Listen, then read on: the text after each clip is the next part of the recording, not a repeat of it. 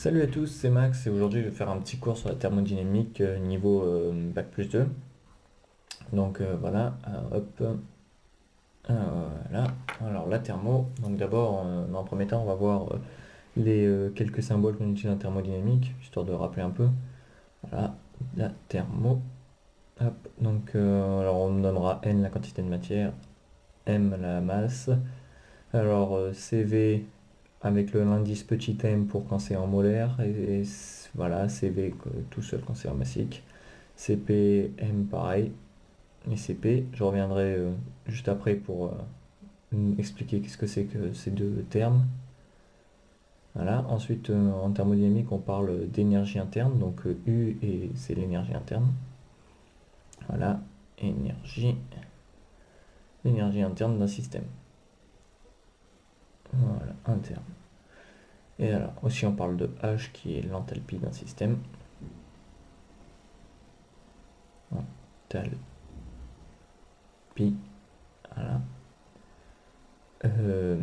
On a Q qui est la chaleur échangée par le système avec l'extérieur, qui est négative quand le système libère de la chaleur. W qui est le travail échangé entre le système et l'extérieur, qui est aussi négatif. Donc c'est le travail reçu, la chaleur reçue. G c'est l'enthalpie libre, mais là on ne va pas en parler. Hop. Et S c'est l'entropie, qui est originaire du second principe que je ne toucherai pas dans cette vidéo. Alors ensuite, CV et CP. Donc CV c'est la capacité thermique, donc massique à volume constant. Et CVM la capacité thermique molaire à volume constant. Et donc CP c'est la capacité thermique massique à pression constante. On va ici utiliser la constante des gaz parfaits, R. Voilà, 8314 joules kg moins 1. Donc maintenant, on va voir les différentes transformations qu'on peut trouver dans un cycle thermodynamique. Donc on va retenir 4 grands types de transformations. Donc on a l'isotherme, donc où la température est constante. Ensuite l'isobar, où la pression est constante. L'isochore, où le volume reste constant. Et l'adiabatique, où il n'y a pas de chaleur échangée. Ok, hop, TS type, ça sera mieux. Donc isotherme, la température ne varie pas. Isobar, la pression ne varie pas. Isochore, le volume ne varie pas. Et Q est diabatique, Q égale 0. Donc après il y a d'autres transformations telles que la isentropique et isenthalpique. On les voit beaucoup plus rarement. Donc isentropique, c'est l'entropie ne varie pas. Et isenthalpique, c'est l'enthalpie ne varie pas. Voilà. Maintenant, on va voir les gaz parfaits. Un petit rappel sur les gaz parfaits. Donc, les gaz parfaits, la loi c'est PV égale nRT. Donc PV égale nRT, ça veut dire que quand c'est isotherme, quand T égale constante, PV égale, le produit PV est égal à une constante. Quand c'est isochore, ou quand c'est isobar, P égale constante, donc du coup V sur T égale constante. Quand c'est isochore, V égale constante, donc P sur T égale constant. Voilà. Et la loi de Laplace pour les transformations adiabatiques réversibles,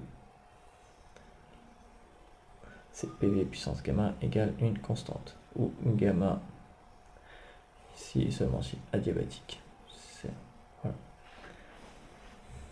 Et gamma c'est égal à CP sur CV. à retenir.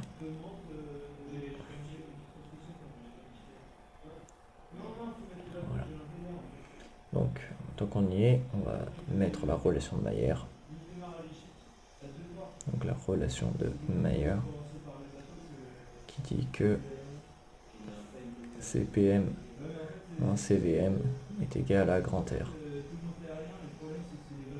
Et comme gamma égale à CP sur CV, enfin CPM sur CVM qui est égal à CP sur CV,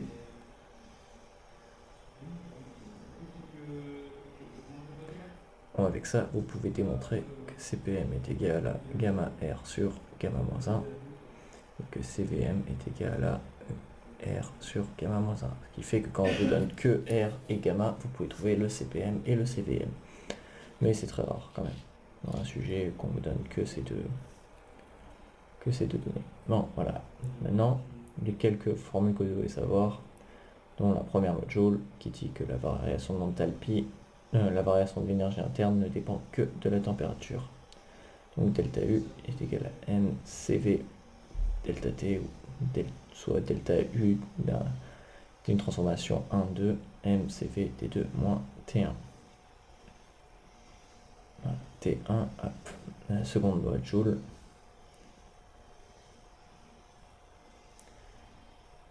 Hop, la seconde loi de Joule.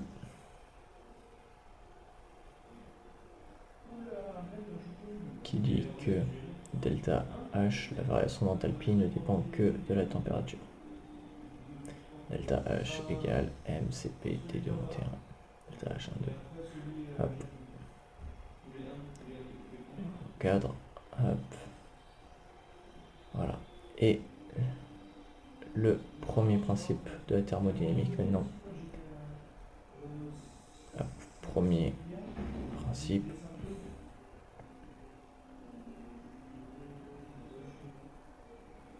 C'est delta U est égal à Q plus W. Voilà. Ça, c'est la formule à savoir. Hop. Donc, et ensuite W.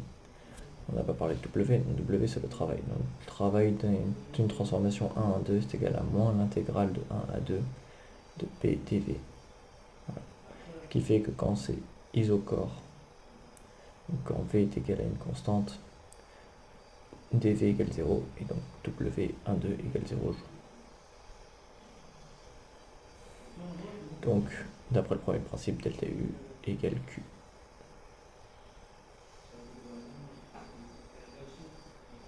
Hop.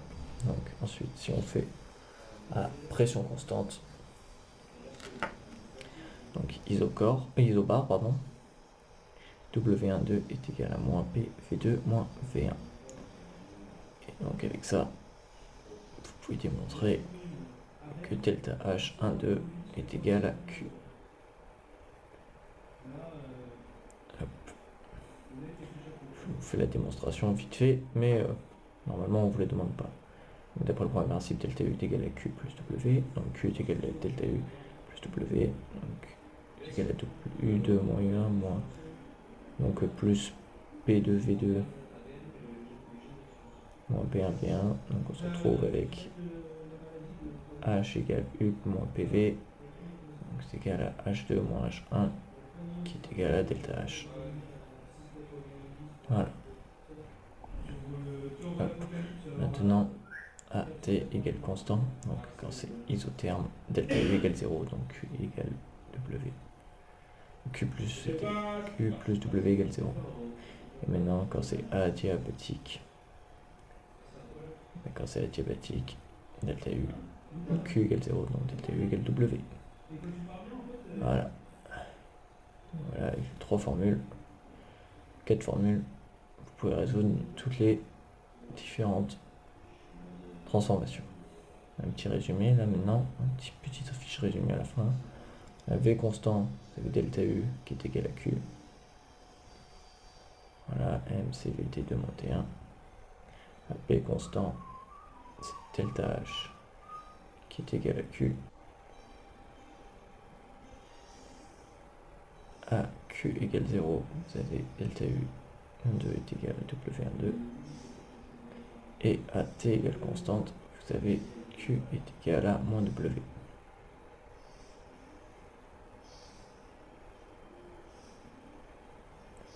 Voilà.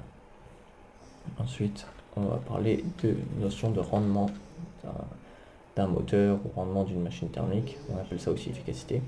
Donc c'est défini comme l'énergie désirée sur l'énergie dépensée.